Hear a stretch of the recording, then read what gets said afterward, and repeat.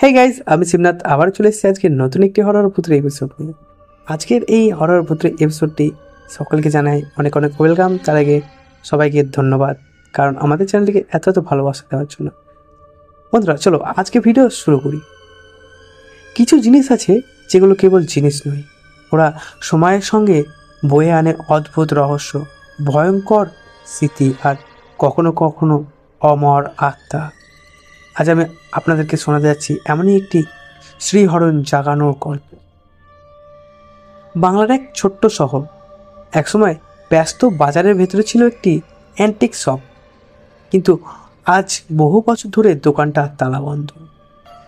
লোকজন বলে ওই দোকানটা নাকি অশুভ, কারণ যারা ভেতরে ঢুকেছিল তারা আর অস্বাভাবিক তারা আর স্বাভাবিকভাবে ফিরে আসেনি। একদিন বিকেলে শহরে নতুন আসা একজন যুবক, অরিজিৎ নাম ছিল তার, হঠাৎ দেখতে পেল দরজাটা খুলে আছে হালকা হালকা। কৌতূহল তাকে টেনে নিয়ে গেল ভেতরে। দোকানের ভেতরটা অন্ধকার, ধুলো মাকড়সার জাল, তবুও কোনায় রাখা একটা গ্রামোফোন অদ্ভুতভাবে চকচক করছিল। সোনালি হর্ন যেন আলো গেলে নিচ্ছে।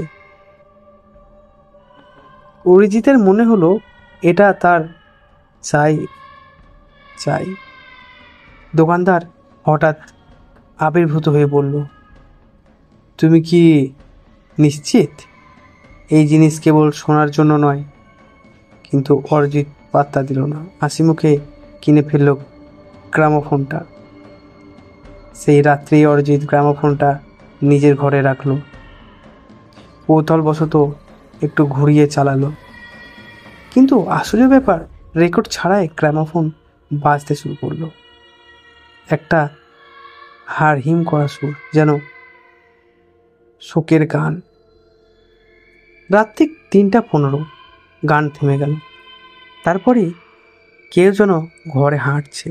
অরিজিৎ পেছনে তাকালে কিছু নেই, কিন্তু আয়নায় তিনি দেখলেন সাদা শাড়ি পরা এক ফ্যাকাশে মহিলা দাঁড়িয়ে আছে। ঠোঁটে সেই একই গান।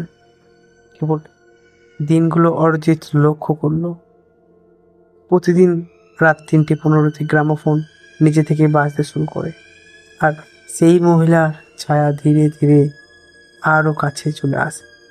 অরিজিৎ তার বন্ধুদেরকে বলে, তারা হাসাহাসি করে। কিন্তু এক রাতে তার এক বন্ধু থাকতে আসে।